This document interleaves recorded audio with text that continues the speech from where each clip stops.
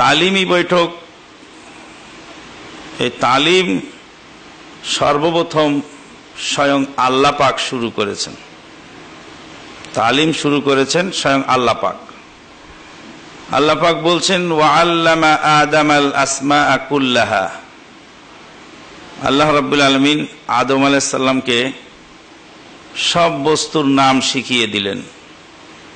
যিনি শিখালেন তিনি স্বয়ং আল্লাহ পাক, আর যিনি শিখলেন তিনি হলেন আদম আলাইহিস সালাতু ওয়াস সালাম।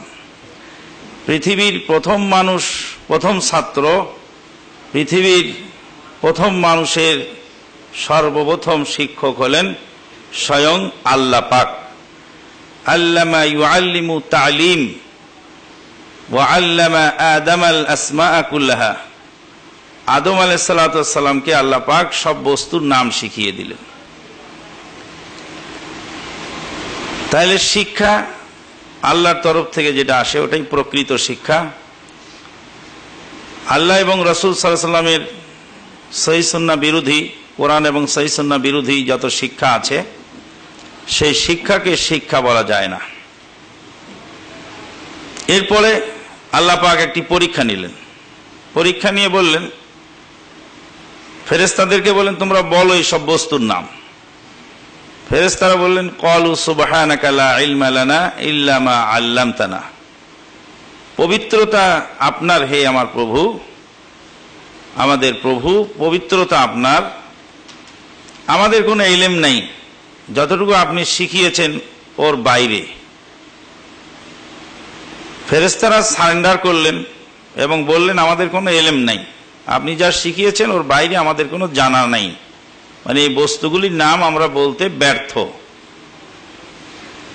আয়াত থেকে বোঝা গেল যে ফেরেশতা মণ্ডলী সারেন্ডার করলেন, অপারগতা প্রকাশ করলেন। এই আয়াতটা চূড়ান্ত দলিল ওই মিথ্যেবাদী মুফাসসিরের জন্য আর মুফতির জন্য, যেই মুফতি না জেনে না বুঝে বলছেন ডাক্তার জাকির নায়েক ইহুদিদের দালাল। যেটা জানা নাই সেটা বলতে হয় না। একজন মুফতি সাহেবকে জিজ্ঞেস করা হলো যে ডাক্তার জাকির নায়েকের লেকচারকে আপনি শুনেছেন?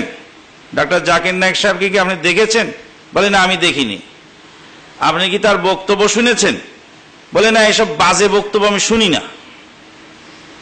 তাহলে আপনি বাজে বক্তব্য শুনলেন না, তাহলে আপনি কি করে মন্তব্য করলেন? না জেনে কেন কথা বললেন? আল্লাহ পাক বলছেন ওয়ালা তাকফু মা লাইসা লাকা বিহি ইলম ইন্নাস সামআ ওয়াল বাসারা ওয়াল ফুয়াদ কুল্লু উলাইকা কানা আনহু মাসউলা। যে বিষয়ে তোমার জ্ঞান নেই সে বিষয়ে তুমি কথা বলো না। আজকে সবচেয়ে বড় সমস্যা হচ্ছে আমাদের যে যেটা জানি সেটাও বলি, আর যেটা জানি না সেটাও বলি। যিনি জানেন তিনিও কথা বলেন, যিনি জানেন না তিনিও কথা বলেন।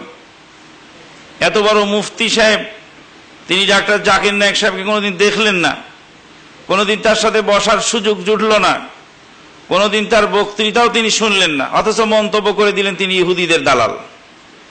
উনি যদি একটি হাদিস পড়তেন যে কোনো মুসলিমকে কাফের বললে, তিনি যদি অমুসলিম না হয়ে থাকেন, তাহলে অবশ্যই যিনি বলবেন তিনি অমুসলিম হবেন। কমস কম এই হাদিসটি জানা থাকলে এ সমস্ত বাগাড়ম্বর আর এই সমস্ত অবাঞ্ছিত কথা বলার সুযোগ তাদের জুটত না। বলতেছিলাম যে ফেরেশতারা বললেন ক্বালু লা ইলমা লানা ইল্লা মা আল্লামতানা। আপনি যা শিখিয়েছেন প্রভু, ও ছাড়া আমাদের কোনো বিদ্যা নাই। তাহলে জানা না থাকলে বলতে হবে আমার জানা নাই, আই এম সরি। এটাই হলো চূড়ান্ত ফয়সালা। এরপরে আল্লাহ পাক আদম আলাইহিস সালামকে বলেন তুমি বলো, সব বস্তুর নাম বলে দাও। আদম আলাইহিস সালাতু ওয়াস সালাম সব বস্তুর নাম বলে দিলেন। আল্লাহ পাক ফেরেশতাদেরকে বললেন তাহলে এখন সারেন্ডার করো, এখন সারেন্ডার করো। এখানে একটা লক্ষণীয় বিষয় হলো এই যে ফেরেশতা মণ্ডলী সিনিয়র আর আদম আলাইহিস সালাম জুনিয়র। আদম আলাইহিস সালামকে আল্লাহ সৃষ্টি করলেন ফেরেশতা সৃষ্টির পরে। ফেরেশতাদের বয়স বেশি, অনেক কিছু দেখেছেন, কিন্তু জুনিয়র হয়ে যেই বিদ্যা অর্জন করেছেন সিনিয়রের কাছে সেই বিদ্যা নেই। আপনি 36 বছর বুখারী পড়িয়েছেন, তাতে কি হয়েছে? আপনি তো হাদিস পাননি, কিন্তু ওই কলেজের ছেলেটি, তরুণ উদীয়মান যুবক ভাইটি, উনি তো পড়েছেন, উনি তো পেয়েছেন, তো ওনাকে তো খাটো করার কিছু নাই। ওনার কাছে যা নেই আপনার কাছে যা নেই ওনার কাছে তা আছে। আদম আলাইহিসসালামের কাছে যে বিদ্যা ছিল, ফেরেশতাদের কাছে তা ছিল না। তার মানে জুনিয়র হয়ে বিদ্যা অর্জন করতে পেরেছেন, সিনিয়রের কাছে সেই বিদ্যা নেই। তাই সিনিয়র হয়ে সারেন্ডার করে বললেন, ক্বালু লা ইলমা লানা ক্বালু সুবহানাকা লা ইলমা লানা ইল্লা মা আল্লামতানা। তাই এলেমের আদব হলো, যার কাছে এলেম আছে তাকে শ্রদ্ধা করতে। আল্লাহ পাক বললেন যে তোমরা যে পারলে না, আর আদম আলাইহিস সালাম বলতে পারলেন, তোমরা এখন এক কাজ করো, আদমকে সারেন্ডার করো, সেজদা করো, সেজদা করে তাজিমি সেজদা করে উস্তাদ হিসাবে তাকে শ্রদ্ধা জানাও। ফেরেশতা মণ্ডলী আল্লাহ পাকের নির্দেশ পালন করলেন। আল্লাহ পাকের নির্দেশ পালন করলেন।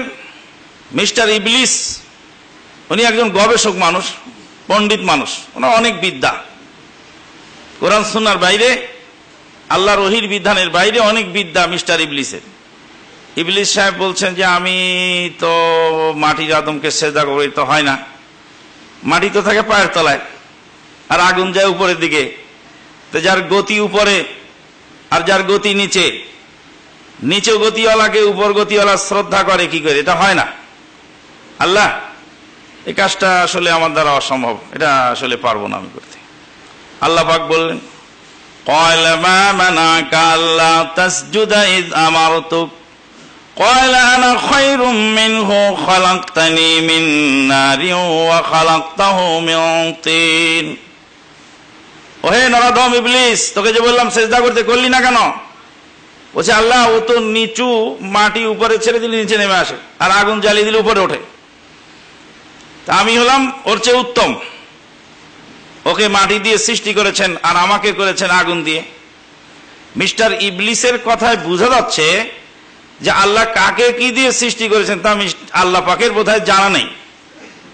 তো উনি আল্লাহকে বিদ্যা দেওয়ার চেষ্টা করছেন আর বলছেন, আল্লাহু গুরাবান ইয়াবহাসু ফিল আরদ ইউরিয়াহু কাইফা ইওয়ারি সাওয়াতা আখি قال يا ويلتى أعجزت أن أكون مثل هذا الغراب أعجزت أن أكون مثل هذا الغراب فواري سوءة أخي فأصبح من النادمين। আল্লাহ পাক সেদিন কাক পাঠিয়ে দিলেন যে কাক, তুমি গিয়ে আদম সন্তানকে শিখিয়ে দাও লাশ কিভাবে দাফন করতে হয়। তাহলে আদম আলাইহিস সালাম শিখলেন বিদ্যা কার কাছে? আল্লাহর কাছে। আর আদম আলাইহিস সালামের ছেলে কাবিল শিখলো কার কাছে বিদ্যা? কাকের কাছে। ডাক্তার জাকির নায়েক, ডাক্তার মানুষ দেখে ঘৃণা করবেন না মুফতি সাহেব, ওনার কাছে আপনার কিছু এখনো শিখার আছে।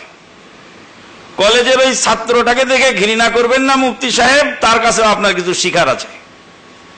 একজন রাস্তার ঝাড়ুদারের কাছেও আপনার কিছু শিখার থাকতে পারে, একটি কাক পক্ষীর কাছেও আমার আপনার কিছু শিক্ষা থাকতে পারে। আদম আলাইহিস সালামের ছেলে কাবিল লাশ দাফনের বিদ্যা কার কাছে শিখলেন? কাকের কাছে। কাজেই বিদ্যার কোনো ক্লাস নাই, যার কাছে বিদ্যা আছে তার কাছ থেকে আপনি শিখতে পারবেন।